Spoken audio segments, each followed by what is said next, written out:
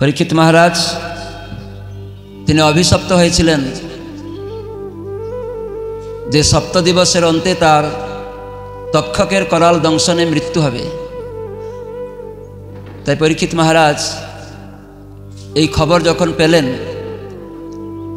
তাই তিনি তার রাজ্য পরিবার সব ত্যাগ করে তিনি মুনি ঋষিদের কাছে গমন করেছিলেন। গঙ্গার ধারে পবিত্র স্থানে তিনি জানতে চেয়েছিলেন যে অন্তিম করণীয় কি আছে, অন্তিমে কি করণীয়। সবাইয়ের মৃত্যু হবে, এটা সবাই মনে করেন, বিশ্বাস করেন মৃত্যু হবে। কি প্রমাণ আছে যে মৃত্যু হবে? কি প্রমাণ আছে আমাদের মৃত্যু হবে? আমরা অনেককে দেখছি মৃত্যুবরণ করছে, দেহের মৃত্যু হয়েছে। আর কি প্রমাণ আছে? নিজের ক্ষেত্রে কি প্রমাণ আছে? আমাদের নিজের ছোট দেহটা মৃত্যু হয়েছে, হ্যাঁ কি না? তার মানে এরকম কৌমারং যৌবনং জরা, এই দেহটা বারবার অন্তর হয়ে যাচ্ছে, ছোট শরীর থেকে বড় শরীর হয়ে যাচ্ছে। তো এটা একদিন সমাপ্ত হয়ে যাবে। তো সেজন্য বুদ্ধিমান মানুষের প্রশ্ন করা উচিত যে আমার অন্তে কি করা উচিত। মৃত্যু তো অবধারিত, অনেকে হয়তো মরতে চায় না, কিন্তু যারা বুদ্ধিমান তারা জানে যে আমি অনেক উপায় অবলম্বন করেও মৃত্যুর হাত থেকে নিজেকে রক্ষা করতে পারবো না। কোনো বৈজ্ঞানিক পর্যন্ত নয়, বৈজ্ঞানিকরা অনেক কিছু আবিষ্কার করছে। অনেক বৈজ্ঞানিক ছাত্ররা তারা ভগবানকে মানতে চায় না। সেসব ছাত্ররা বুঝতে পারে না যে বৈজ্ঞানিকদেরও একদিন মৃত্যু হবে, অবধারিত হবে। আর আমাদের ছোট থেকে এইভাবে কৌমারং যৌবনং জরা আমাদের হচ্ছে। এই জগতে জন্ম মৃত্যু জরা ব্যাধি যিনি সৃষ্টিকর্তা তিনি জানিয়েছেন। তাই এই জন্ম মৃত্যু চক্র থেকে মুক্ত হতে গেলে কি করণীয়? তো সেজন্য পরীক্ষিত মহারাজ রাজা হিসাবে, বিশ্বের রাজা, তাই তিনি জানতে চাইলেন যে আমার অন্তে কি করা উচিত। তাই সুখদেব গোস্বামী তাকে অভয় দিলেন, তস্মাৎ ভারত সর্বাত্মা ভগবান ঈশ্বর হরি শ্রুতব্য কীর্তিতব্য স্মর্তব্য চেচতাম অভয়ম। মৃত্যুকে তোমার কোনো ভয় নেই।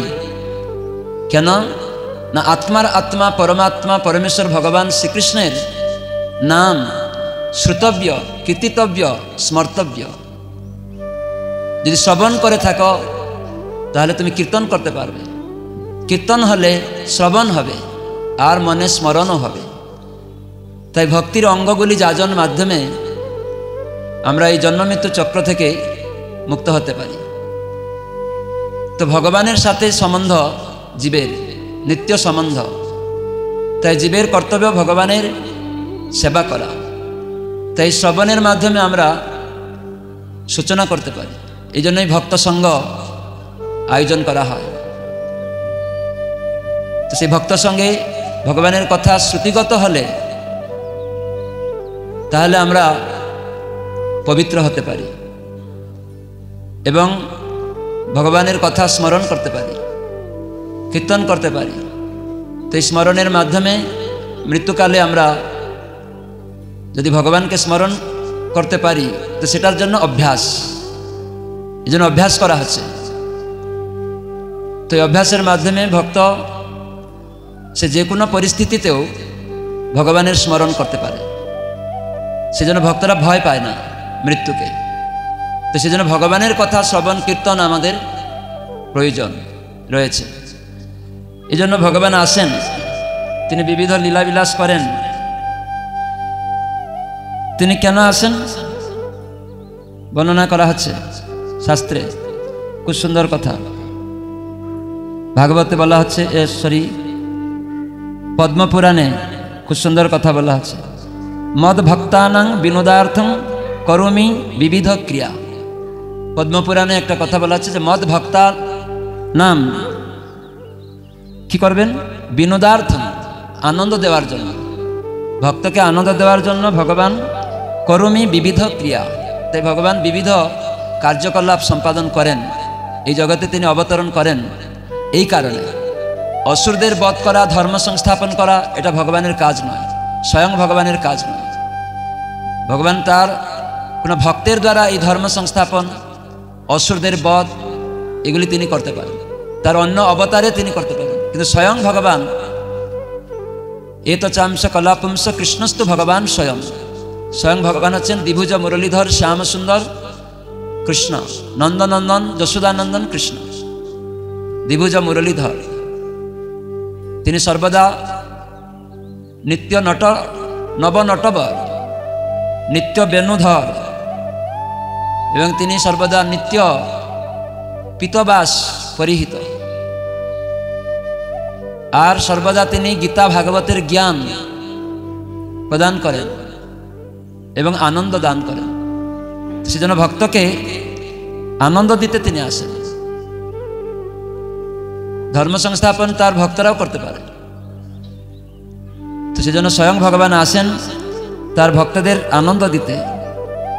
কিভাবে আনন্দ দেন, সেজন্য ভাগবতে দশম স্কন্ধে বর্ণনা করা হচ্ছে 33 অধ্যায় 36 নম্বর শ্লোকে, অনুগ্রহায় ভক্তানাম মানুষম দেহমাশ্রিত। আমি আমার ভক্তকে অনুগ্রহ করার জন্য এই মনুষ্য আকারে এখানে আমি আবির্ভূত হই। মনুষ্য দেহমাশ্রিতম, সেজন্য বলছেন মানুষম দেহমাশ্রিতম ভজতে তাদৃশী ক্রীড়া যা শ্রুত্বা তৎপরও ভবেত। এমনভাবে আমি লীলাবিলাস করি যা শ্রবণের মাধ্যমে, দর্শনের মাধ্যমে, কীর্তনের মাধ্যমে ভক্ত আমার সেবার প্রতি আকৃষ্ট হয়। আর এইভাবে সে আমার কথা চিন্তা করে, শ্রবণ করে, স্মরণ করে। আর মৃত্যু সময়ে আমার কথা চিন্তা করার ফলে সে আমার কাছে ফিরে আসতে পারে। তো কয়জন চান ভগবানের কাছে ফিরে যেতে? কেন, কি জন্য ফিরে যাবেন? হ্যাঁ, এই দুঃখময় জগৎ বারবার জন্ম মৃত্যু চক্র। দুঃখময় জগতে কি আছে? জন্ম মৃত্যু চক্র রয়েছে। বারবার জন্ম, বারবার মৃত্যু, আর ব্যাধি, বার্ধক্য, জন্ম মৃত্যু জরা ব্যাধি। এটাই গীতায় কৃষ্ণ তিনি বলছেন দুঃখ দুঃসানু দর্শন। এর থেকে দুঃখ এই জগতে আর কিছু নেই। এই জগতে কখনো আমরা সুখ আলয় করতে পারি না। সুন্দর স্ত্রী, কালারিং টিভি, ভালো গাড়ি, বাড়ি, কোটি কোটি টাকা, এর দ্বারা আমরা সুখালয় করতে পারি না। কেন না, এই জগৎটা হচ্ছে দুঃখের আলয়। এখানে বারবার জন্ম মৃত্যু জরা ব্যাধি আছে। তাই যারা ভক্ত সঙ্গে ভগবানের কথা শ্রবণ কীর্তনের মাধ্যমে, ভগবানের বিবিধ লীলা শ্রবণ কীর্তনের মাধ্যমে সে ভগবানের প্রতি আকৃষ্ট হয় এবং তার সেবাতে নিযুক্ত হয়ে যায়। যেমন আমরা দেখি আমেরিকা, আফ্রিকা ইত্যাদি বহু দেশ, সেই সব ছেলেমেয়েরা তারা জানতো না এই কৃষ্ণ নাম, ভগবান, তার বিভিন্ন লীলা, এসব কিছু তারা জানতো না। কিন্তু শিল প্রভুপাদ তিনি শুদ্ধ ভক্ত, মহন্ত স্বভাবেই তারিতে পামর, নিজ কার্য নাহি তবু জান পরঘ। তো প্রভুপাদ হচ্ছেন একজন মহান আচার্য, সাধু। তিনি নিজের ইন্দ্রিয় তৃপ্তির জন্য সমগ্র বিশ্বে পরিভ্রমণ করলেন না। তিনি সমগ্র বিশ্ববাসীকে কৃষ্ণ ভক্তি দান করার জন্য, এটা মহন্তের স্বভাব, তাদেরকে রক্ষা করার জন্য। কিসে থেকে? বারবার জন্ম মৃত্যু চক্র থেকে। মায়া পিশাচির কুলে ঘুমিয়ে পড়েছে আর বিষয় সজায় ঘুমিয়ে আছে, তাকে জাগানোর জন্য, ওঠানোর জন্য, সেজন্য তার ভক্তদের ভগবান পাঠিয়ে দেন। ভক্তরাই কেবল বিষয় সজ্জা এবং মায়া পিশাচির কুল থেকে আমাদের জাগাতে পারে আর উঠাতে পারে। এই জন্য উপনিষদ বলা হয়েছে উত্তিষ্ঠত জাগ্রত প্রাপ্য বরান নিবোধত। যে বরান মানে শ্রেষ্ঠ, শ্রেষ্ঠ বস্তু লাভ করতে গেলে আমাদের জাগতে হবে, উঠতে হবে। এই জগতে কোনো শ্রেষ্ঠ বস্তু নেই। এই জগতে সব কিছু আছে দুঃখের বস্তু। আমরা যেটাকে শ্রেষ্ঠ বলে গ্রহণ করছি, ইন্দ্রিয় ভোগ্য বস্তু শ্রেষ্ঠ বলে ভাবছি, কিন্তু এটা শ্রেষ্ঠ নয়, এটা দুঃখের। প্রহ্লাদ মহারাজ বলেছেন কুণ্ডয়া নয়, চুলকানি সদৃশ। চুলকানি শ্রেষ্ঠ, মানে আনন্দ হচ্ছে বলে মনে করছে এটাই শ্রেষ্ঠ, চুলকানোটাই শ্রেষ্ঠ, কেন আনন্দ পাচ্ছি, কিন্তু পরিণাম দুঃখ। তাই জড় জগতে সব কিছু দুঃখ। এখানে যেটাই আমরা আনন্দ ভাবছি, এখানে কোনোটা কিছু নেই, সব চিন্ময় জগতে রয়েছে, এখানে তার প্রতিফলন। তো সেজন্য কৃষ্ণ হচ্ছে আনন্দ শ্রেষ্ঠ। তা সেই মায়া পিশাচির এবং বিষয়সজ্জায় ঘুমিয়ে থাকার ফলে আমরা বুঝতে পারি না। মায়া পিশাচি মানে, যাকে মায়া পিশাচি পাবে কি হবে?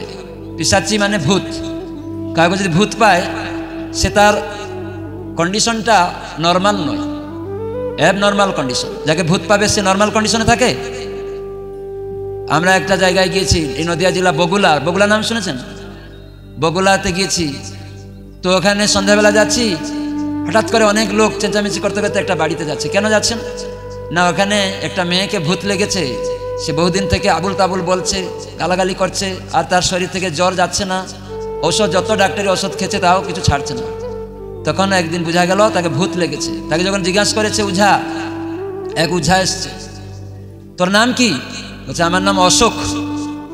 কিন্তু সে মেয়েটা ছিল, তার নাম ছিল সঙ্গীতা, কিন্তু সে বলছে আমার নাম অশোক। তো এটাই ভূত, অ্যাবনর্মাল। সে নর্মাল কন্ডিশনে কি বলতো? সঙ্গীতা বলতো।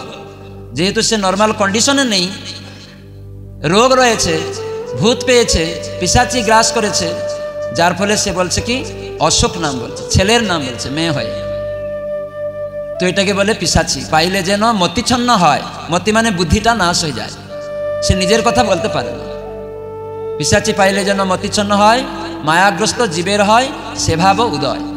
তো তাই আমরা মায়া পিশাচির কুলে ওই রকমভাবে আমরা বলছি যে আমরা এই দেহ নই, কিন্তু আমরা দেহের পরিচয় দিয়ে লোকদের ভাওতা দিচ্ছি, প্রতারণা করছি। তো সেজন্য এই দেহের মৃত্যু হবে। তাই পরীক্ষিত মহারাজ আমাদের জন্য ভগবান একটি বিশেষ কিছু পরীক্ষিত মহারাজের দ্বারা এই দুর্লভ মনুষ্য জীবনকে সংশোধন করতে, তার মাধ্যমে আমাদের শিখালেন। প্রশ্ন করতে আমরা জানি না যে মৃত্যুর পরে বা এই মৃত্যু সজ্জায় আমি শায়িত, আমার অন্তিমে কি করণীয় আমরা কিছু জানি না। আমরা সবাই ভাবি অন্তিম যাত্রায় যাচ্ছি, একটু মেয়ে নাতি পুতি পণ নাতির বিয়েটা দেখিয়ে এগুলা দেখতে চাই, এগুলা আমার সামনে করো, অন্তিম যাত্রা এরকম বলে। অনেক লোক দেখা যায় তাদের নিজের অভিলাষ এরকম, মৃত্যুসজ্জায় শায়িত থাকে। এরকম তমগুণাচ্ছন্ন ব্যক্তিরাই কেবল ভাবে যে এখন আমার অন্তিম ডাক্তার বলে দিয়েছে, তো আমি দেখতে চাই আমার নাতিপুতিরা ঠিক থাকে, আর একটু বাড়িঘর যেন বাড়ানো হয়ে যায়। সে তার কয়েকদিন ডাক্তার বলেছে তোমার আর এক সপ্তাহ বাকি মাত্র, তাও সে দেখতে চায়, নাতিপুতি বিবাহ দেখতে চায়, কন্যাতি দেখতে চায়, বাড়িঘর আরও নাতিপুতিরা থাকবে সেগুলি দেখতে চায়। এই অভিলাষ, এটা মানুষের কর্তব্য নয়। যেহেতু এই নাতিপুতির প্রতি আসক্তি, তাই জন্য মৃত্যুকালেও সেইটাই স্বপ্নে আসে, সেটাই দেখা দেয়, সেটাই বলতে থাকে। কিন্তু পরীক্ষিত মহারাজের মাধ্যমে ভগবান দেখালেন সর্পের দ্বারা দংশিত হবেন, মৃত্যু হবে, কিন্তু তিনি জানতে চাইলেন আমি এই মৃত্যুর সময় কিভাবে বরণ করব। তো সেটা কেবল সাধুরা বলতে পারে, ভগবানের ভক্ত বলতে পারে, এমনি রাজনৈতিক নেতারা বলতে পারে না, বৈজ্ঞানিকরা বলতে পারবে না, আমার পিতামাতা বলতে পারবে। প্রকৃত ভক্ত, ভগবানের শুদ্ধ ভক্ত কেবল বলতে পারেন যে এই মনুষ্য জীবনে অন্তিমে কি করণীয়। এই জন্য প্রভুপাদ ইস্কনের প্রতিষ্ঠাতা আচার্য তিনি জানাচ্ছেন তার শিষ্যদের যে সাধন করো, ভজন করো, মরতে জানলে হয়। যেমন আমরা পড়াশোনা করি, পরীক্ষায় তার বোঝা যায় যে আমি পড়াশোনা করেছি কিনা। সেজন্য এই মনুষ্য জীবনে আমরা অন্তিমে কি চিন্তা করব, সেটাই আমাদের বিচার্য বিষয়। তো সেজন্যই ভগবান তিনি এখানে এসেছেন বহুবিধ লীলাবিলাস করতে। এই জন্য পরীক্ষিত মহারাজ জিজ্ঞাসা করছেন, মহারাজ পরীক্ষিত বলেছেন, সবাই বলুন হে প্রভু সুখদেব গোস্বামীর কাছে বলছেন আর কি, হে ছিল সুখদেব গোস্বামী, ভগবান তাঁর বিভিন্ন অবতারে যে সমস্ত লীলা প্রদর্শন করেছেন, সবাই জোরে জোরে বলুন, তা অবশ্যই কর্ণেন্দ্রিয় এবং মনের তৃপ্তিদায়ক। এই সমস্ত লীলাবিলাসের কথা শ্রবণ করার ফলেই কেবল মনের সমস্ত কলুষ তৎক্ষণাৎ দূর হয়ে যায়। তা আমাদের মনের কলুষটা কি? এত পর্যন্ত আমরা শুনলাম, এই নাতিপুতি দেখব, ঘর বাড়ি বানাবো, শুধু কাম ক্রোধ লোভ মোহ মদ মাৎসর্য, এই হচ্ছে আমাদের কলুষ। কাম মানে ইন্দ্রিয়ের ইচ্ছাপূর্তি, এটা হচ্ছে আমাদের জীবনে অভদ্র কলুষতা। তো সেই জন্য ধৌনতি সমলম কৃষ্ণ, সমস্ত ময়লা দূরীভূত হয়ে যাবে। এখানে সেটা বলছেন কিভাবে না, যদি আমরা কর্ণরন্ধ্র দিয়ে ভগবানের কথা শ্রবণ করি। প্রবিষ্ট কর্ণরন্ধ্রেণ স্বানম ভাব সরুরহম ধৌনতি সমলম কৃষ্ণ সলিলস্য যথা শরৎ। তাই ভগবানের কথা হচ্ছে ভক্তি, ভগবানের কথা শোনা, সব ইন্দ্রিয় দিয়ে ভগবানের সেবা করা, সেটা হচ্ছে ভক্তি। ভক্তি বলতে আর অন্য কিছু না। তো এই ভগবানের সাথে সম্বন্ধযুক্ত হলে ইন্দ্রিয়গুলি, তাই সেটা হবে ভক্তি যোগ। ভগবানের সেবাতে সব ইন্দ্রিয়গুলি যখন যুক্ত করে দেবে, কান কিছু শুনে, সে রাজনৈতিক কথা শুনে, সিনেমা আর্টিস্টদের কথা শুনে, ছেলে মেয়েদের কথা শুনে, কিন্তু সেটা ভক্তি নয়, সেটা কাম। কাম অন্ধতম, আর সেটা নরকে নিয়ে যাবে, নিচে নিয়ে যাবে, এইসব আসক্তি। কিন্তু এই কথা শোনা ভগবানের, তো সেটা ভক্তি, যার ফলে কি হবে না, সমস্ত দুষ্ট বাসনা চলে যাবে। সেজন্য এখানে বলছেন সমস্ত কলুষ তৎক্ষণাৎ দূরীভূত হয়ে যাবে। তাই ভগবানের কথা হচ্ছে শ্রবণ, হচ্ছে ভক্তি। তাই আমাদের দৈনিক ভগবানের কথা শোনা উচিত। প্রভুপাদ বলেছেন সমস্ত ভক্তি অঙ্গের মধ্যে এই শ্রবণ হচ্ছে ভগবানের কথা, শ্রবণ হচ্ছে সর্বশ্রেষ্ঠ। আর যদি আমরা শ্রবণ ঠিকভাবে করব, তাহলে কীর্তন করতে পারবো, আর শ্রবণ করলে আমরা স্মরণ করতে পারবো। তাই মনে স্মরণ হওয়া দরকার ভগবানের কথা। মনেরও স্মরণ প্রাণ, মনের স্মরণ হচ্ছে প্রাণ। আমাদের মনে যদি কিছু স্মরণ না হয়, তাহলে প্রাণ নেই জানতে হবে। তাকে কি বলা হবে? মৃত শরীর বলা হবে। মৃত শরীরকে কে খাওয়া দাওয়া করবে? ফেলে দিলে কুকুর শিয়াল টানাটানি করবে। ঠিক সেই রকম কোনো মানুষ যদি ভগবানের কথা স্মরণ না করতে পারে, তাহলে কাম ক্রোধ আদি কুকুর শিয়ালের মতো তাকে টানাটানি করবে। কাম ক্রোধ রূপক কুকুর শিয়াল তাকে টানাটানি করবে। তো সেজন্য আমাদের মনেরও স্মরণ প্রাণ হতে হবে মধুর মধুর ধাম। ধাম মানে আশ্রয়। এই জগতে কে আশ্রয়দাতা? পিতামাতা, রাজনৈতিক নেতা? ভগবান হচ্ছেন একমাত্র আশ্রয়দাতা। এই জন্য দেখুন কত সুন্দর মাটি, জল, আকাশ, আগুন, বায়ু, যেগুলো আমাদের প্রয়োজন, এসব দিয়ে রেখে দিয়েছেন। আমরা ভাবি হয়তো রাজনৈতিক নেতারা আশ্রয়দাতা, পিতামাতা আশ্রয়দাতা, স্বামী আশ্রয়দাতা, স্ত্রী আশ্রয়দাতা, ছেলে মেয়ে আশ্রয়দাতা। এই মাটি, জল, আকাশ, আগুন, বায়ু দিতে পারবে? এই সব ব্যক্তিরা দিতে পারবে না। সেজন্য এইগুলি যার, তিনি দিতে পারবেন। অতএব আমার নয়, তাহলে আমি কি করে আশ্রয় দিতে পারি? তাই আমরা অজ্ঞানতায়, অন্ধকারে রয়েছি, আর লোকেদের ভাওতা দিচ্ছি আমি আশ্রয় দিব তোমাকে। এটা মিথ্যা প্রচার করছি, ভাওতা প্রচার দিচ্ছি। রাজনৈতিক দল থেকে শুরু করে, পিতামাতা থেকে শুরু করে, বৈজ্ঞানিক থেকে শুরু করে, সবাই আমাদের ভাওতা দিচ্ছে, প্রতারণা করছে। বৈজ্ঞানিকরা অনেক সুন্দর সুন্দর ইন্দ্রিয়ভোগ্য বস্তু তৈরি করেছে, কিন্তু এগুলি আমাদের আরও নিচে নিয়ে যাওয়ার জন্য। কিন্তু ভক্তরা কি করে? ওই সব বস্তুকে ভগবানের সেবায় লাগিয়ে দেয়, তখন ওটা হয়ে যায় চিন্ময়। প্রভাত বলছেন এই মাইক্রোফোন এটা জড়। সিনেমা আর্টিস্ট গান করে, লোকেদের প্রতারণা করে, রাজনৈতিক নেতারা এটার কথা বলে, প্রতারণা করে। কিন্তু এই মাইক্রোফোন, এই সাউন্ড ভাইব্রেশন, এখানে যখন কৃষ্ণের কথা আলোচনা হবে, এটা চিন্ময়। আত্মা চিন্ময়, দেহটা জড়। তো আমাদের সিনেমা আর্টিস্ট, বৈজ্ঞানিক, রাজনৈতিক নেতারা কানের সুরসুরি দিবে এইসব মাইক্রোফোন দ্বারা, এই জগতে দেহের সুখ দিবে, কিন্তু এই জগতে আবার বারবার চক্রে ঘুরতে হবে। কিন্তু যখন শুদ্ধ ভক্তরা এই মাইক্রোফোন দিয়ে ভগবানের কথা বলবে, এটা চিন্ময়ত্ব প্রাপ্ত হবে। আত্মা চিন্ময়, নিত্য, ভগবান নিত্য, তার অংশ, তাই তার দিকে সে এগিয়ে যাবে। তখন এই মাইক্রোফোন লাভ হলো। এই জন্য ভক্তরা হচ্ছে কুকিল, আর অন্যরা সব হচ্ছে কাক। কাক কি করে? নোংরা খুঁজে সব জায়গায়, তাই অনেক জিনিস নিয়ে নোংরামি করে। আমরা সিনেমা দেখছি, নোংরা জিনিস দেখছি, কিন্তু ভক্তরাও সিনেমা দেখে, ভক্তরাও মোবাইল দেখছে, সেখানে কোথায় গুরুদেব কোন জায়গায় কথা বলছেন। এই জন্য ভক্তরা হচ্ছে বুদ্ধিমান। তো এই সব জিনিসকে উপযোগ ঘটানোটাই মনুষ্য জীবনে শিক্ষা লাভ করা উচিত। স্কুল কলেজ শিক্ষা দেয় না, হয়তো আমাদের মিনিস্টাররা কাউকে মোবাইল দিয়ে দিচ্ছে, মুখ্যমন্ত্রী দিয়ে দিচ্ছে হয়তো, কিন্তু ছেলেমেয়েরা কি পড়াশোনা করছে? আরো নষ্ট হয়ে গেছে। তো সেই জন্য কিভাবে ব্যবহার করতে হবে জানে না। আমরা কাক হয়ে যাচ্ছি, কাক, নোংরা খোঁজার চেষ্টা করছি, কিন্তু ভক্তরা কুকিল, প্রেমাম্র মুকুল, তারা খোঁজ করে। তো সেই একই জিনিস এই জগতে আছে, সেটাকে সদ্ব্যবহার করতে ভক্তরা জানে। তো সেই জন্য শ্রীমদ্ ভাগবত সেই শিক্ষা প্রদান করে।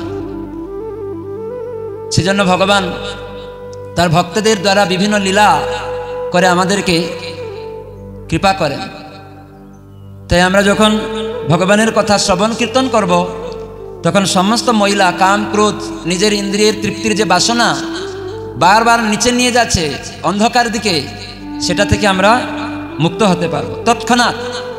হরে কৃষ্ণ কৃষ্ণ কৃষ্ণ হরে হরে, হরে রাম রাম রাম হরে হরে, তৎক্ষণাৎ সে আনন্দ লাভ করবে। অজামিল কত পাপ করেছিল, হ্যাঁ কি না? অজামিল ব্রাহ্মণ ছিল, কিন্তু বেশ্যা সঙ্গ হয়ে গেল। ব্রাহ্মণ হয়েও গিয়ে বেশ্যা সঙ্গ করল। এই জন্য আমাদের দৃষ্টি কোন দিকে রাখতে হবে। অজামিল সে জঙ্গলে গিয়ে দেখছে এক শূদ্রাণী আলিঙ্গিতা অবস্থায় হাসাহাসি করছে, আর এ গিয়েছিল ঠাকুর পূজার সমস্ত উপকরণ সংগ্রহ করতে, ফুল ফল কুশ ঘাস। কিন্তু ওই জঙ্গলে নিভৃত স্থানে শূদ্রাণী আলিঙ্গিতা অবস্থায় হাসাহাসি করছে। তখন ওই দৃষ্টি যখন ওই দিকে চলে গেল, বেশ মনে এটা গেঁথে গেল। এই জন্য মনে কি গাঁথাতে হবে, তো সেটাই আমাদের অভ্যাস করতে হবে। সেই জন্য অসৎসঙ্গ হলে, একা একা ঘুরলে এইরকম মানসিকতা ঢুকে পড়বে। এই জন্যই সাধুর সঙ্গে থাকতে বলা হয়েছে।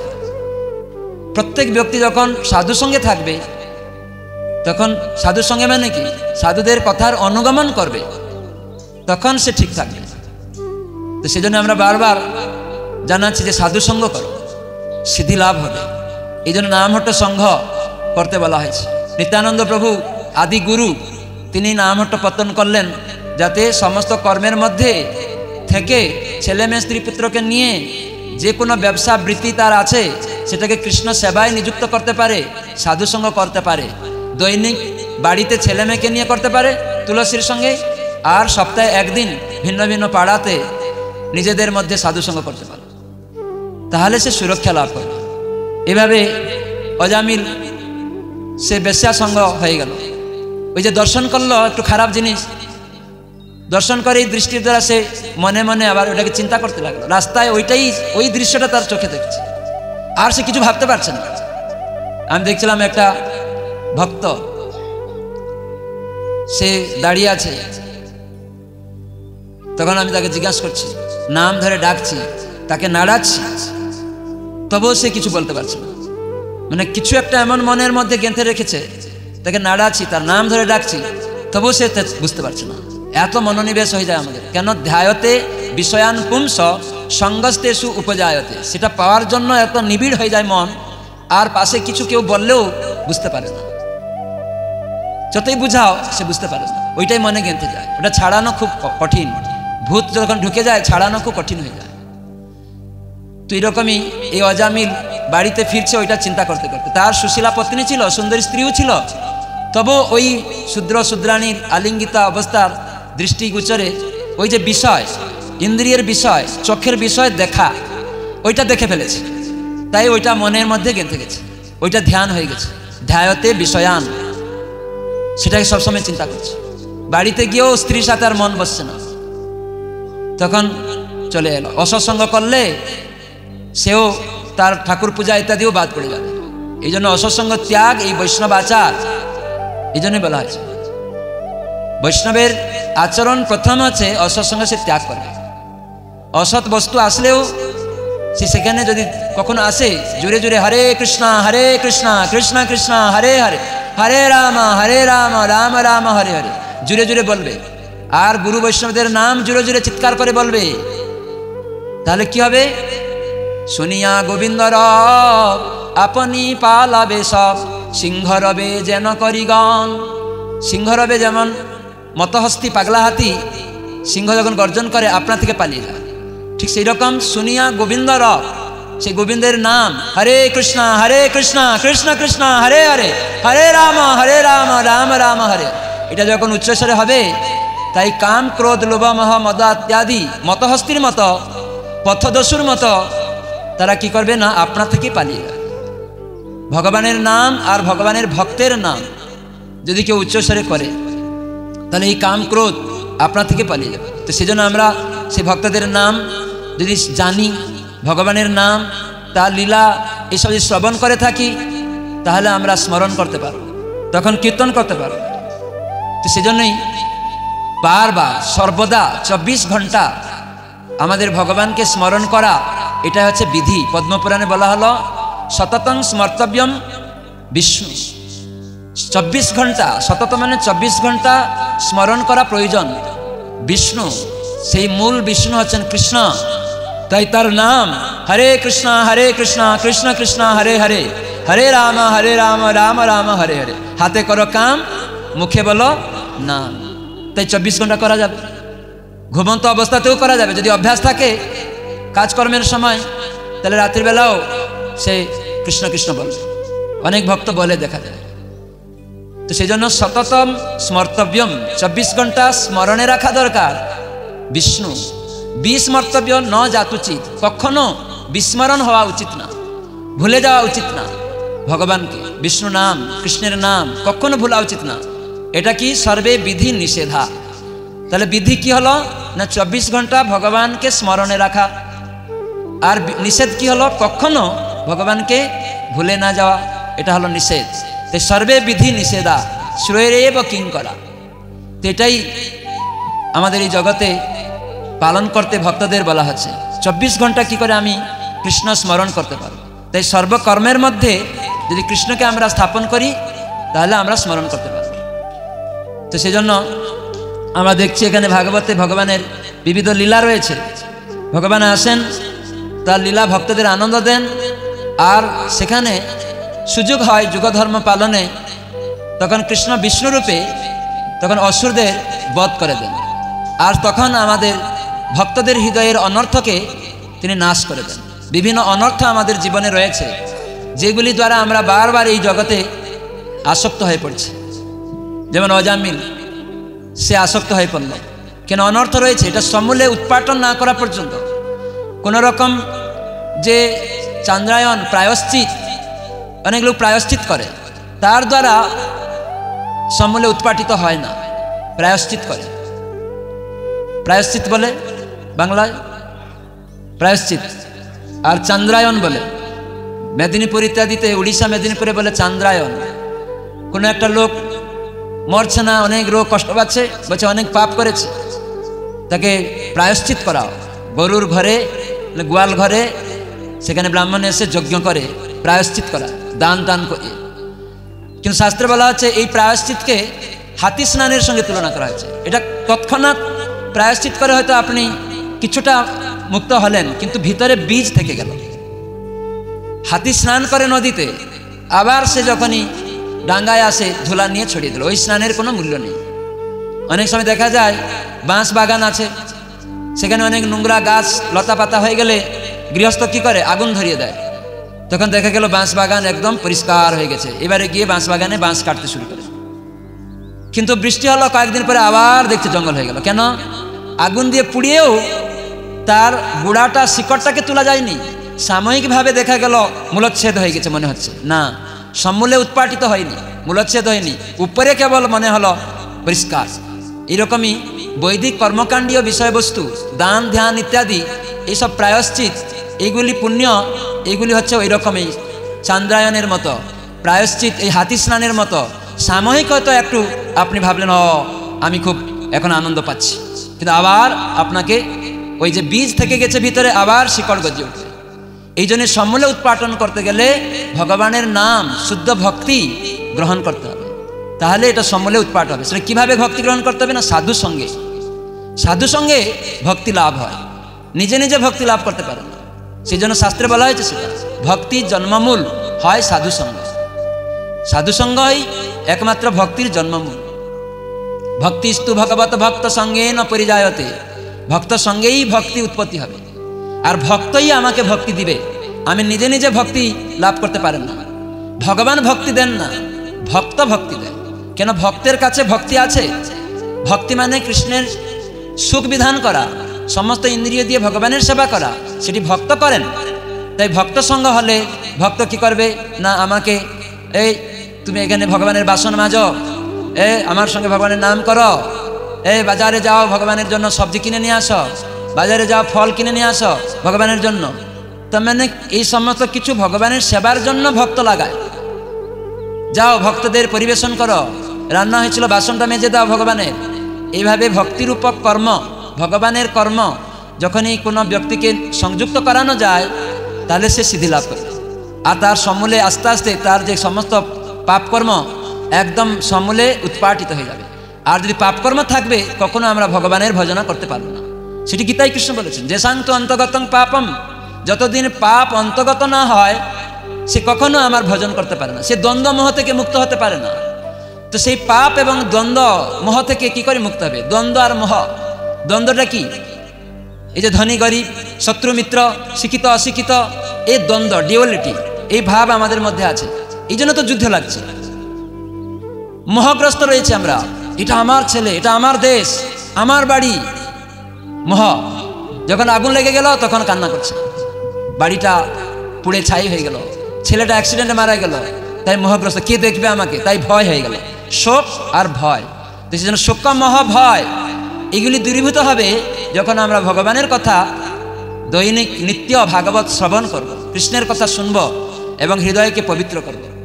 তাই প্রবিষ্ট কর্ণরন্ধ্রেণ স্বানম ভাব সরুরুহম ধৌনতি সমলম কৃষ্ণ সলিলস্য যথাসর। বৃষ্টিকালে যখন বর্ষা হয় জলগুলি ঘোলা হয়ে যায়, নদী নাল পুকুরের জল ঘোলা হয়ে যায় না বৃষ্টিকালের বৃষ্টিতে, কিন্তু শরৎকালের বৃষ্টি হলে আপনা থেকে সমস্ত ঘোলা জল নির্মল হয়ে যায়। তাই ভক্তিকে শরৎকালের বারিপাতের সঙ্গে ভাগবতে তুলনা করা হয়েছে। আমরা কৃত্রিম উপায়ে যৌগিক প্রক্রিয়া করি, মন সংযম করার চেষ্টা করি নিজেকে নির্মল করার জন্য, যৌগিক প্রক্রিয়ায় আসন প্রাণায়াম ইত্যাদি যোগ অনুশীলনের মাধ্যমে, কিন্তু সেটা কৃত্রিমতা। বৈজ্ঞানিক উপায়ে কোনো আবদ্ধ ঘোলা জলকে কেমিক্যাল দিয়ে স্বচ্ছ করানো যায়। তাই এই যে সমস্ত কর্ম জ্ঞান যোগ অনুশীলনের দ্বারা যে মন সংযম ইন্দ্রিয় সংযম, ওটা বৈজ্ঞানিক উপায়ে আবদ্ধ জলের ঘোলা জলকে কেমিক্যাল দিয়ে স্বচ্ছ করার মতো।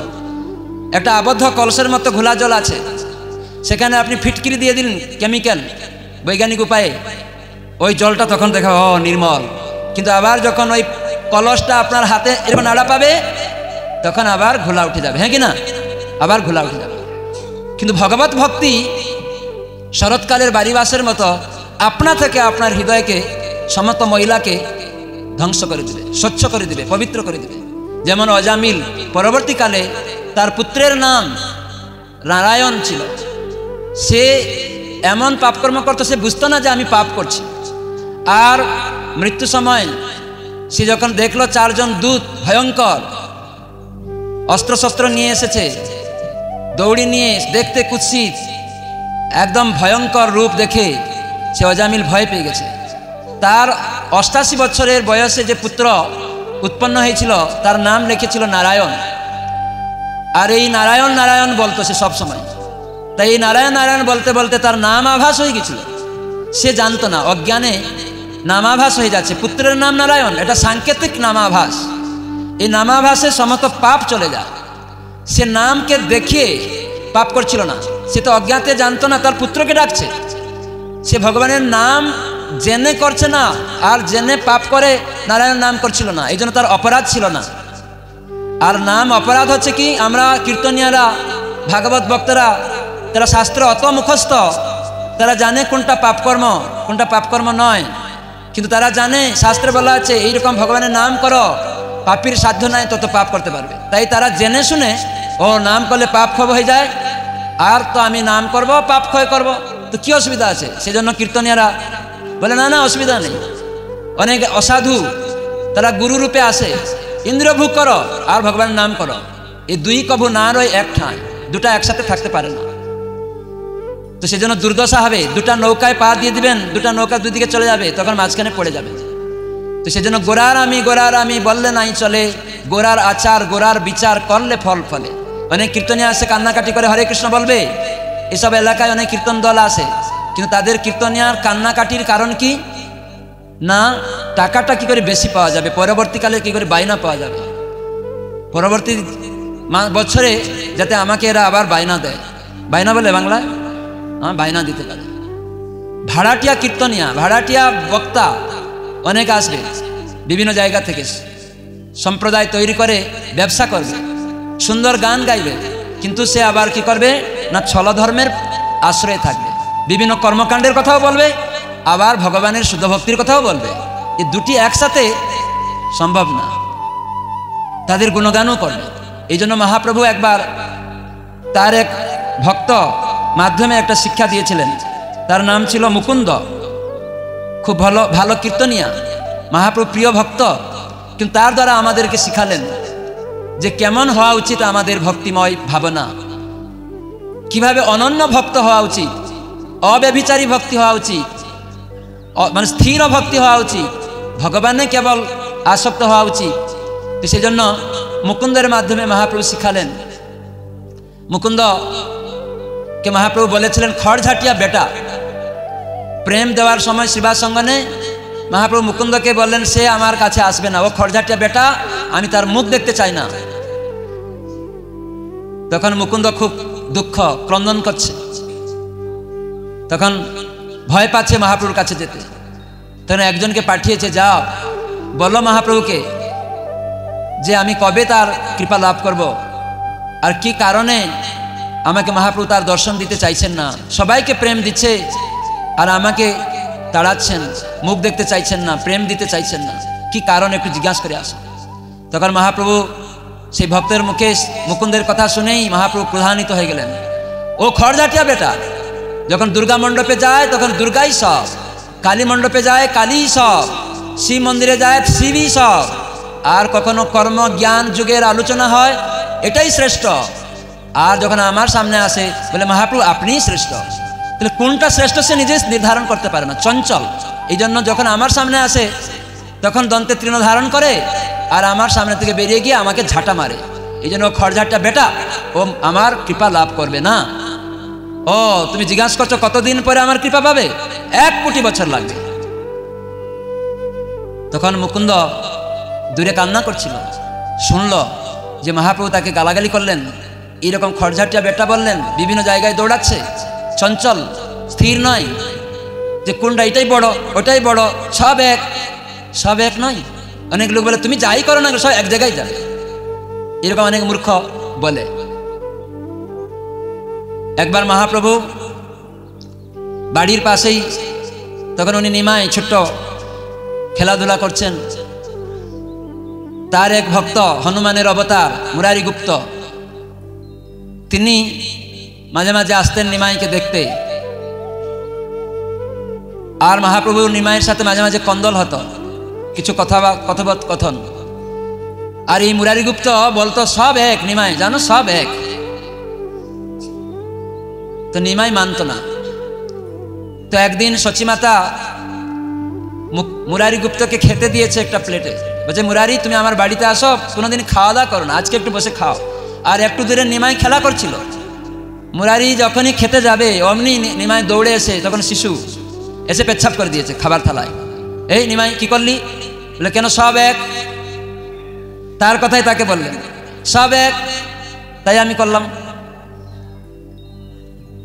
তো এইভাবে মহাপ্রভু মায়াবাদ ভাষ্য ছোট থেকেই খণ্ডন করেছেন, আর তার মায়ের দ্বারাও একটা মায়াবাদ ভাষ্য খণ্ডন করেছে, সব এক নয়, বিষ্ঠা আর আপনার খাবার এক নাকি, তাহলে বিষ্ঠা নিয়ে রাখুন বাড়িতে, সব এক হয়ে গেল। যদি যাদের জ্ঞানটা চুরি হয়ে গেছে তারা সব এক মনে করে। দুর্গা পূজা করা, কালী পূজা করা অনেক মূর্খ, যেই কালী সেই কৃষ্ণ, এরকম মূর্খামি করে বলবে। দেবতারা হচ্ছেন ভগবানের আজ্ঞাবহ দাস দাসী মিনিস্টারদের মতো, এক একজনের এক একটা দায়িত্ব রয়েছে, তারা সেটি করেন। কিন্তু আমরা বুঝি না, এই মুকুন্দের মতো ভাবি সব এক সব এক, তাই সে কখনো ভগবানের কৃপা পেতে পারে না। তো সেজন্যই শুদ্ধ ভক্তি লাভ করতে গেলে আমাদের সদ্গুরুর আশ্রয়ে ভগবত ভক্তি সম্পাদন করতে হবে। যিনি কৃষ্ণ ভক্তি দান করেন, কেন তিনি সদ্গুরু। যিনি কৃষ্ণ ভক্তি শিখান না সে গুরু নয়, সে ভণ্ড প্রতারক। যিনি গুরু মানে অন্ধকার নিরোধক, তাই জন্য গুরু শব্দ। তাই আমি ভগবানের নিত্য দাস, ভগবত গীতায় বলা হয়েছে আমরা ভগবানের অংশ, তার সেবা করা আমার পরম কর্তব্য, এটা ভুলে গেছি। এটাকে যিনি জানিয়ে দিবেন যে না তুমি কৃষ্ণ সেবক, তার অংশ, তুমি এখানে জড়গুণের প্রভাবে ভুলে গেছ এবং বিভিন্ন শরীর গ্রহণ করেছ, সৎ অসৎ জুনি, বিভিন্ন রকম দেহ লাভ করেছ, কিন্তু তোমার পরিচয় হচ্ছে কৃষ্ণের নিত্য দাস, এই বিশ্বাস করলে তো আর দুঃখ নাই। তো এইসব অনর্থ আমাদের মধ্যে রয়েছে, আমরা ভুলে গেছি। তো সেই সব অনর্থ মুক্ত হওয়া যায়। তো সেই জন্য মহাপ্রভু মুকুন্দকে ত্যাগ করেছিলেন। যখন মুকুন্দ শুনল যে কোটি জন্মের পরে তাকে মহাপ্রভু কৃপা করবেন, তখন নাচতে লাগলো, ও মহাপ্রভু কোটি জন্ম পরেও আমাকে কৃপা করবেন। তখন মহাপ্রভু তার ধৈর্য দেখলেন, তার মহাপ্রভুর প্রতি যে আসক্তি দেখলেন, ও আমার প্রতি সে আসক্ত রাখছে এবং ধৈর্য রাখছে, আমাকে সে লাভ করতে চায় কোটি জন্ম পরে হলেও। এই জন্য ধৈর্য আর তার উৎসাহ আর নিশ্চয়াত্মা বুদ্ধি যে আমি পাবই মহাপ্রভুকে, তাই জন্য নাচতে শুরু করেছে। জয় গৌর হরি, জয় গৌর হরি, জয় গৌর হরি, জয় গৌর হরি, জয় সচিনন্দন, জয় সচিনন্দন করে নৃত্য করছে। তখন মহাপ্রভু জিজ্ঞাসা করলেন, ও কি করলো? ওই মানুষটা যে এসেছিল উত্তর নিয়ে গিয়ে মুকুন্দকে বলেছিল। তখন সে আবার মহাপ্রভুর কাছে বলছে, মহাপ্রভু ও তো নৃত্য করছে জয় সচিনন্দন, জয় সচিনন্দন, জয় গৌর হরি করে, যে আমি কোটি জন্ম পরে হলেও মহাপ্রভু কৃপা পাবো। তখন মহাপ্রভু বলেন, যাও, ওর কোটি জন্ম হয়ে গেছে, এক্ষুনি নিয়ে আসো। এই হচ্ছে ভগবানের কৃপা। ভগবান এরকম কঠোর বাক্যে শাসন করেন। প্রকৃত পিতা ছেলেমেয়েরা দুষ্টামি করে, খারাপ করে, বলে তোর মাথাটা মুগুর দিয়ে একদম চুনি করে দিব, বলে না, হ্যাঁ ভেঙে দিব, একদম হ্যাঁ একদম ফাটিয়ে দিব মাথাটা। রেগে মা বাবা এরকম বলে, কিন্তু আসল মা বাবা কিটা করে নাকি? করে না। দেখে পরীক্ষা করে ছেলে মেয়েদের শাসন করতে হয়। তাই মহাপ্রভু স্বয়ং ভগবান, তিনি আমাদের পিতা, জগতের পিতা কৃষ্ণ, তিনি রাধারানীর ভাব অঙ্গীকার করে গৌরাঙ্গ রূপে এসেছেন আমাদেরকে শিখাতে, হাতে নাতে, হাতে হাতে ধরে ধরে।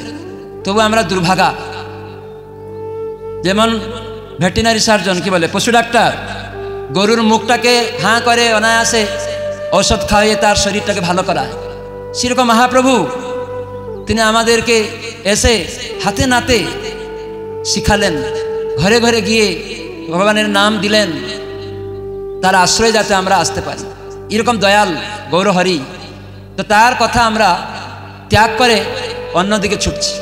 তাই ভগবান মাঝে মাঝে তার ভক্তদের দ্বারা বিভিন্ন লীলা করে শিখান, আমাদেরকে রক্ষা করেন। তো এইভাবে সেই পরমেশ্বর ভগবান কৃষ্ণ তিনি বাল্যলীলা করছেন।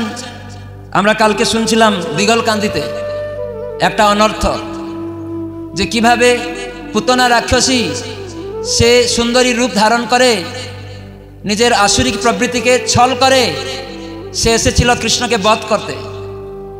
যেখানে আমাদের জীবনে একটা অনর্থ, আজকাল তথাকথিত গুরুরা পুতনার মতো। কেন না, পুতনা যেমন সদ্য সদ্য কৃষ্ণ আবির্ভূত হয়েছেন মাত্র, আর তাকে বধ করার চেষ্টা কংস পাঠিয়েছে। কংস হচ্ছে ভয়, সে পাঠিয়ে দিয়েছে কাকে না, পুতনা রাক্ষসীকে ছলনা করতে, মারতে কৃষ্ণকে। ঠিক সেই রকম আমাদের হৃদয়ে কৃষ্ণ কখনো সাধুসঙ্গের প্রভাবে উদয় হয়, ও কৃষ্ণ আমার প্রভু, কিন্তু এই কলিযুগে অসৎ গুরুদের সঙ্গ প্রভাবে সেই শুদ্ধ কৃষ্ণ ভক্তি, কৃষ্ণ সেবা করার প্রবণতা তারা ছল চাতুরি করে আমাদের থেকে সরিয়ে দেয়। ঠিক পুতনা যেমন সুন্দরী রূপ ধারণ করে এসেছিল, তাই এরা গুরু রূপ ধারণ করে, অসৎ গুরুর রূপ ধারণ করে, কিন্তু গুরুর রূপে এসছে। আর তারা পুতনার মতো যে শুদ্ধ কৃষ্ণ ভক্তিকে সরিয়ে দেয়, বলে না না, কি দরকার, কৃষ্ণ তোমার কোথায় জীবন আছে, ওই মৎস্য মাংস ত্যাগ করছো, কৃষ্ণ ভজন করতে গেলে সব কি দরকার আছে এসব করা। এইসব দরকার, আমার থেকে মন্ত্র নাও, আমি তোমাকে উদ্ধার করে দেব, আর পাওনা পাঠিয়ে দাও। সেই জন্য শিবজি বলেছেন গুরবু বহব সন্তি শিষ্য বিত অপহারকা, আর সদ্গুরুর দুর্লভং দেবী শিষ্য সন্তাপহারকা। দুর্লভ সদ্গুরু শিষ্যের সন্তাপ দুঃখকে মুক্ত করতে পারে জন্ম মৃত্যু চক্র থেকে, এটা দুর্লভ। কিন্তু অসৎগুরু, পার্বতীকে শিবজি মহাজন তিনি বলছেন অসৎগুরুর কোনো অভাব নেই এই জগতে, প্রচুর। নিজেরা বন্ধনযুক্ত, কিন্তু তারা সবাইকে দেখা আমি তোমার বন্ধন মুক্ত করে দিব। আমি যদি হাত পা বাঁধা আর গুরু হাত পা বাঁধা, কি করে মুক্ত করবে? আমরা দেখছি ওই গুরু যা করছে আমিও তাই করছি, আর তার কাছে আমরা দেখে নিচ্ছি। তো সেজন্য এরকম প্রতারণা শিকার হয়ে যাচ্ছি। কেন? তারা গুরুর বেশে এসেছে পুতনার মতো। পুতনা স্তনে কালকুট বিষ মাখিয়ে নিয়ে এসেছে, কিন্তু সুন্দরীর রূপ ধারণ করে এসেছে মায়ের মতো, সন্তানকে দুধ খাওয়াবো এই ভাবনা নিয়ে এসেছে, কিন্তু ভিতরে মেরে ফেলবো কৃষ্ণকে। তাই কৃষ্ণ তাকে বধ করলেন।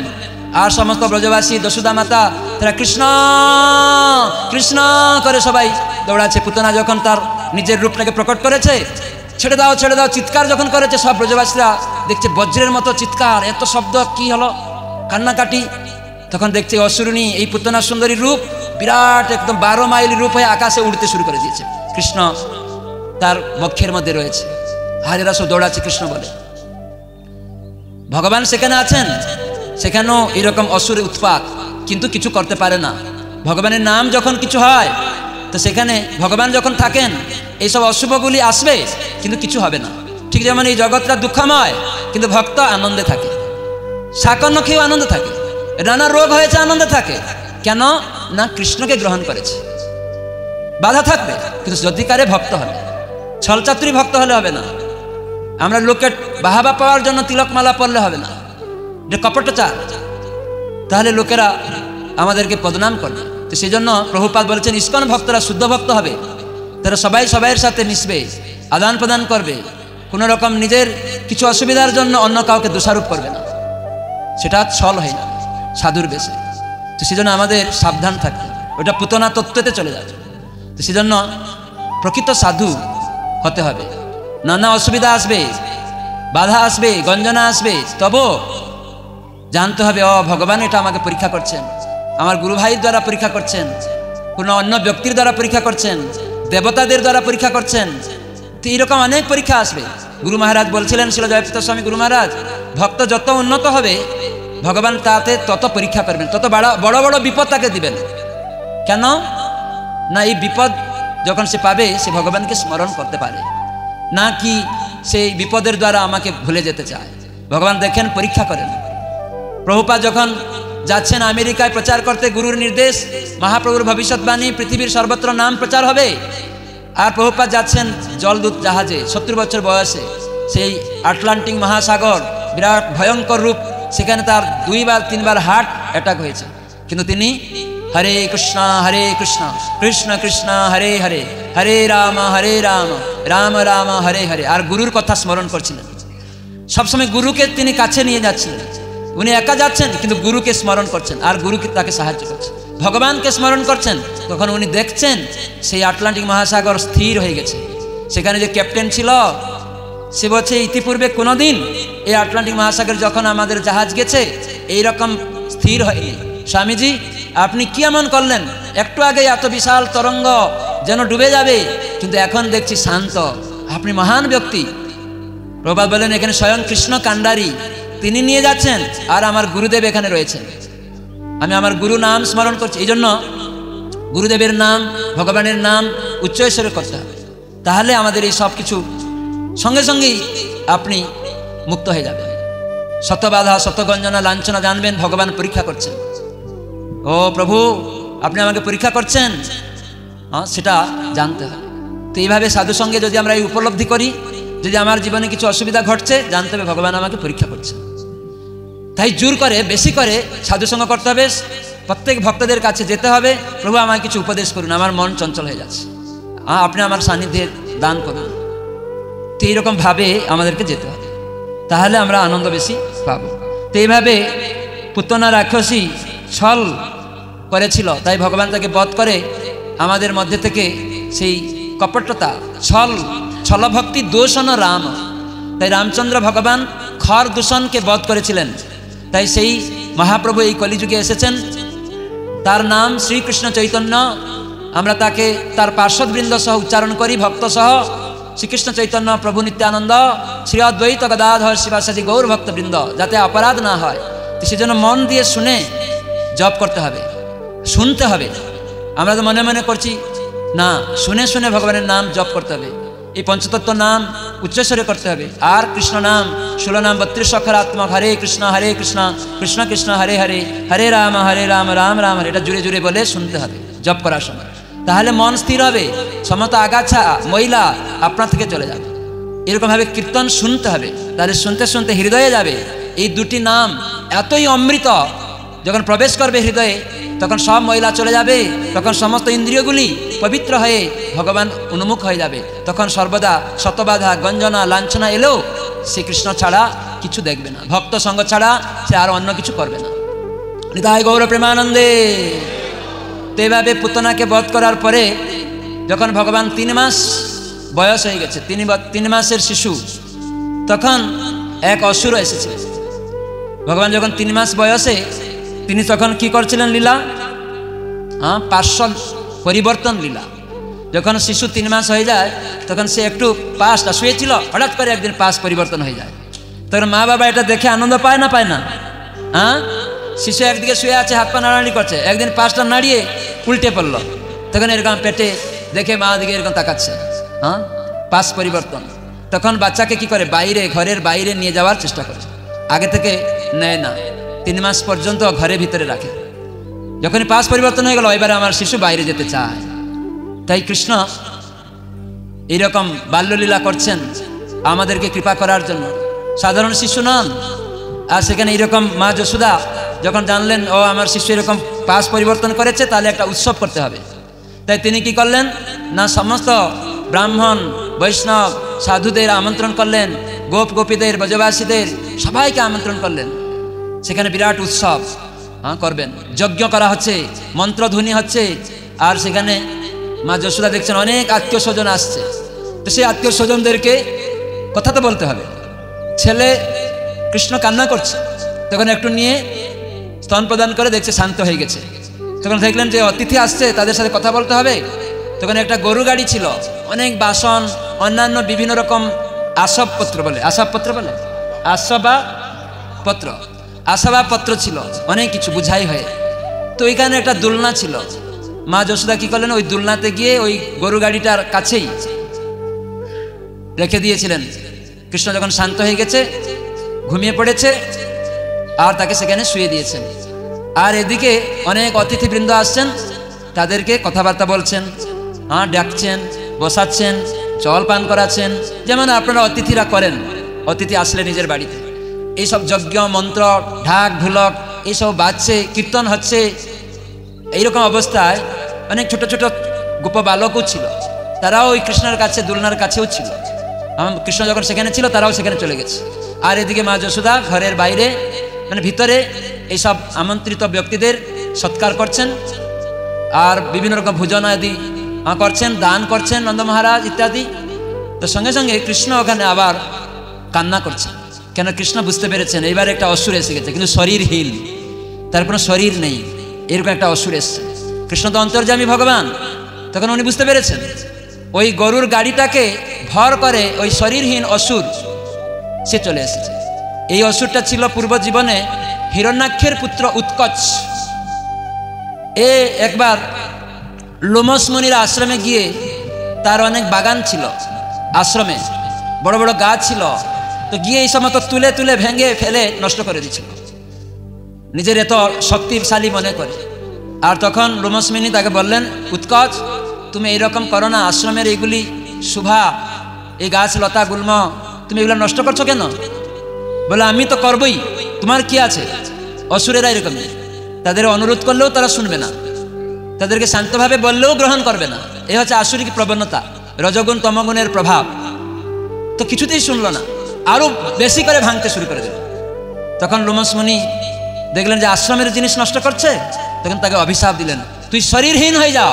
কেন? এই শরীর দিয়ে তোমার অহংকার, শরীরহীন হয়ে যাও। সঙ্গে সঙ্গে ওর জ্ঞান হলো, হে লোমসমুনি, আপনি দয়ার সাগর, ক্ষমার সাগর, আমি অজ্ঞ, ভুল করে ফেলেছি, দয়া করে আমাকে ক্ষমা করুন। সাধুরা আবার কৃপালু, অভিশাপ তো দিয়েছি, এটা তো তোমাকে পেতে হবে, শরীরহীন তো হবেই, কিন্তু তুমি যখন কান্না করছো, ক্ষমা চাইছো, অবশ্যই আমি তোমাকে একটা বিশেষ কৃপা করব। যে দ্বাপর যুগে স্বয়ং ভগবান কৃষ্ণ তিনি নন্দালয়ে আবির্ভূত হবেন গোকুলে, নন্দ যশোদার পুত্ররূপে স্বয়ং ভগবান গোলক বিহারী লীলাবিলাস করতে আসবেন, ভক্তদের আনন্দ দিতে আসবেন, বিবিধ লীলা করে ভক্তদের আকর্ষণ করবেন, তার ধামে ফিরে নিতে আসবেন। আর তুমি সেখানে শরীরহীন হয়ে কি করবে না, একটা গরু গাড়িকে ভর করে কৃষ্ণকে বধ করতে যাবে, কংসের দূত হিসাবে। আর তখন কৃষ্ণ ছোট শিশু, 3 মাসের শিশু, তার পা দিয়ে তুমি যখন তাকে গরু গাড়িটা আস্তে আস্তে তুমি ভর দিয়ে দিয়ে একদম যে দুলনায় কৃষ্ণ শুয়ে আছে তাকে ভর দেওয়ার চেষ্টা করবে, যখন কৃষ্ণের পায়ের কাছে তোমার এই গরু গাড়িটা উচ্চা থেকে একদম বড় ভার দিয়ে মেরার চেষ্টা করবে, কৃষ্ণ কান্না করতে করতে হাতটা নাড়াতে নাড়াতে পাটা নাড়াতে নাড়াতে একটু তোমার গায়ে লাগিয়ে দিবে গরু গাড়ির উপরে, তখন তুমি একদম আকাশে উঠে যাবে, বিরাট শব্দ হবে, তখন এই যে কৃষ্ণের আঘাতে তুমি মুক্ত হয়ে যাবে। নিতাই গৌর সীতানাথ প্রেমানন্দে। তো এইভাবে লোমসমুনি তাকে বললেন। তো সেই উৎকচ হিরণ্যাক্ষের পুত্র, হিরণ্যাক্ষ হিরণ্যকশিপু, তো হিরণ্যকশিপুর ভাই ছিল সত্যযুগে। তো সে এরকম অভিশাপ হয়ে শরীরহীন হয়েছিল, তাই তাকে শকটাসুর বলা হচ্ছে। শকটকে আশ্রয় করে আসুরিক প্রবৃত্তি, ভগবানকে বধ করার চেষ্টা। আমরা যদি কাউকে বধ করতে চেষ্টা করি, ওটা আসুরিক গুণ, অসুরের স্বভাব। কাউকে যারা হত্যা করি, বধ করি, এটা আসুরিক স্বভাব, ক্রূর স্বভাব সম্পন্ন ব্যক্তি। তো এই গরু গাড়িকে আশ্রয়, গরু গাড়িতে অনেক বোঝা ছিল, ভার, তাই কি করছিল, বধ করতে চাইছিল। তো এটা একটা অনর্থ, ভগবান তাকে বধ করলেন। আমাদের জীবনে, ভক্ত জীবনে একটা অনর্থ কি, যেমন অজামিলের কথা বললাম, পূর্ব জীবনের বিভিন্ন খারাপ জিনিস তার মধ্যে ভার স্বরূপ তাকে কৃষ্ণকে ভুলিয়ে দেয়। তাই পূর্ব জীবনের কিছু তার খারাপ জিনিস ভার রূপে, যেমন শকট গাড়িতে ভার ছিল, তাই সে অসুর ভার দিয়ে কৃষ্ণকে বধ করতে চাইছিল। ঠিক সেরকম আমাদের পূর্বের অসৎ কর্মের প্রভাব, একটা ভার আমাদের জীবনে, তো সেটা আমাদের সদ্য যে আমরা কৃষ্ণ ভক্তি করতে যাই, সেটা করতে যায় না, বাধা দেয় আমাদেরকে। সেই সব জিনিস আবার ভার রূপক আমাদেরকে কি করে না, বধ করতে চেষ্টা করে, কৃষ্ণ নাম করতে দেয় না। কিন্তু যদি আমরা সাধু সঙ্গে থাকি, তাহলে কি হবে না, এই ভার, পূর্বের সমস্ত খারাপ জিনিস, এটা চলে যাবে। সেই জন্য কৃষ্ণ সেখানে বধ করে এই ভারটাকে আমাদের লাঘব করলেন, এই অনর্থটাকে। যেমন প্রভুপাদ, একটা ইংরাজিতে গল্প আছে, প্রভুপাদ বলেছিলেন একবার এক চোর, সে কি করেছে না, অনেক তীর্থযাত্রী ভক্ত তারা বৃন্দাবনে যাচ্ছিল। তখন এই চোরটা একদিন ভাবছে যে সারা জীবন চুরি করলাম, তো একদিন সে ভাবছে যে এই চুরি করা কি আমি আর ছাড়বো না। তখন সে দেখছে অনেক সাধুরা যাচ্ছে, তখন তার মনে হলো এই সাধুদের সাথে একদিন একটু ভালো কাজ কিছু করা যাক, বহুদিন তো চুরি করলাম। তার মনে এরকম একটু সাধুদের দেখেই উদয় হয়েছে। তখন ও সাধুদের কাছে গিয়ে বলছে, হে সাধুজন, আমি কি আপনাদের সাথে তীর্থযাত্রা করতে পারি? আপনাদের অনুমোদন প্রার্থনা করছি। তখন সাধুরা সবাইয়ের প্রতি দয়ালু, হ্যাঁ আমাদের সঙ্গে আপনি আসতে পারেন, অসুবিধা নেই। তো প্রথম রাত্রিতে সেদিন হেঁটে হেঁটে গিয়ে পৌঁছেছে একটা জায়গায়, ধর্মশালা। তো সেখানে সাধুরা বিশ্রাম করছে রাত্রে, এই চোরও গিয়েছে, ও বিশ্রাম করছে। কিন্তু এই চোর তার বিশ্রাম করছে না, ওর তার ঘুম হচ্ছে না। কেন? ও তো চুরি করে সারা রাত্রে। ও কি করছে, দেখছে যে সাধুরা সব শুয়ে গেছে, ওর আর ঘুমাতে পারছে না, পাঁচটা নাড়াতে নাড়াতে ও জেগে গেছে। তখন কি করবে না, এক সাধুর ব্যাগ আর একটা সাধুর মাথায়, আর এক সাধুর ব্যাগ আর একটা সাধুর মাথার কাছে, সব উল্টো পাল্টা প্রত্যেকের ব্যাগ করে দিয়েছে। আর সাধুরা যখন ভোরে উঠছে, এ আমার ব্যাগ কোথায় গেল, ও যে আমার ব্যাগ কোথায় গেল, নিজের ব্যাগ নেই। এসব ভক্তরা হতাশাগ্রস্ত হয়ে পড়েছে। তখন ওই চোর বলছে, সাধুগণ, আমি সেই ব্যক্তি, আসলে আমি একটা চোর ছিলাম, কিন্তু আমি চুরি করা অভ্যাস, সারা রাত্রি জেগে থাকি। তো আজকে আমি ভাবছিলাম যে কি করে থাকবো, তো সেজন্য এই আপনাদের ব্যাগগুলি এদিক সেদিক করেছি। আপনাদের সঙ্গ প্রভাবে আমি আর চুরি করিনি, কিন্তু এইটুকু শুধু করেছি, আমাকে ক্ষমা করবেন এই অন্যায় কাজ করার জন্য। তো এইভাবে সাধু সঙ্গের প্রভাবে তার এই যে প্রাক্তন যে ভার, চুরি করার যে ভারটা, একদিনেই দেখুন কতটা লাঘব হয়ে গেছে।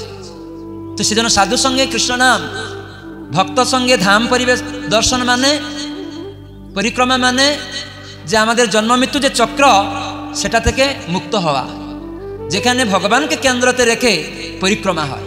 তাই এই সাধুদেরকে কেন্দ্র করে বৃন্দাবনে যাচ্ছে, ভগবানের নামকে কেন্দ্র রেখেছে সাধুদের মাধ্যমে। তো সেইখানে সেই চোরের যে বদভ্যাস, চুরি করা, কিন্তু এতটুকু করেছে, কিন্তু সে চুরি করেনি। তো এইভাবে প্রভুপাদ বলেছেন যে আমরাও সাধু সঙ্গের প্রভাবে একদিন আমাদের এই খারাপ জিনিসগুলি যে ভার আমাদের কৃষ্ণ ভক্তি করতে দেয় না, সেটা আস্তে আস্তে সেটাও চলে যাবে। এই জন্যই আমরা নামহট্ট সংঘ সাথে যুক্ত হই। প্রত্যেক ভক্তর উচিত, প্রভুপাদ মানে গুরু মহারাজ বলেছেন, শ্রী জয়প্রতাপ স্বামী গুরু মহারাজ, যে প্রত্যেক ভক্ত তারা যেন নামহট্ট সংঘের সাথে যুক্ত হয়ে এই কৃষ্ণ ভক্তি শিক্ষা অনুশীলন করে, কেন সেখানে সাধু সঙ্গে তার খারাপ অভ্যাসগুলি থেকে সে মুক্ত হবে। কিছু কিছু হয়তো থেকে যাচ্ছে, সেটা নিয়ে বিচলিত হবেন না, কিন্তু আপনি যদি সাধু সঙ্গে থাকেন, ওই লোকটা এরকম উল্টোপাল্টা করেছে, চলে যায়নি, ওখানে থেকে গেছে। ঠিক সেই রকম আমরা কিছু খারাপ বদভ্যাস কিছু এসে যাচ্ছে, পুরানো জিনিস অনাদিকাল থেকে, একটু সাধু সঙ্গে করে কি আমি পরিপূর্ণ হইনি, এখন অভ্যাস করছি। তাই কিছু কিছু খারাপ অভ্যাস বেরিয়ে পড়লেও তবুও সাধু সঙ্গ ছাড়বেন না। শতবাধা গঞ্জনা লাঞ্ছনা এলেও ধরে থাকবেন, নামহট্ট সঙ্গে যাবেন। এই ভক্ত সেই ভক্ত করে, না না ও এলে আমি ওখানে যাব না, তাহলে আপনি বঞ্চিত হয়ে যাবেন, আবার পুনর্মূষিক ভব হয়ে যাবেন। তো সেজন্য আমার ভিক্ষা আপনাদের চরণ ধরে যে এরকম করবেন না, যাতে গুরু মহারাজ চাইছেন এই জীবনে যাতে ভক্তরা ভগবত ধামে যায়। তো সেটি কীভাবে যাবে না, সাধুর সঙ্গে থাকবে, বাধা বিপত্তি এলেও ছাড়বে না। সেখানে গিয়ে পরিবেশন করবে, সেখানে গিয়ে রান্না করবে, বাসন ধুবে, সেখানে গিয়ে কীর্তন গাইবে, নৃত্য করবে, ভক্তদের সাথে আদান প্রদান করবে, পরস্পর মধ্যে হাসি আলাদা মানে মেলামেশা করবে, প্রশ্ন উত্তর করবে, ভগবানকে কেন্দ্র করে। তাহলে এই মনুষ্য জীবন ধন্যাতি ধন্য হয়ে যাবে এবং ভগবত ধামে আমরা ফিরে যেতে পারবো। নিতাই গৌর সীতানাথ প্রেমানন্দে।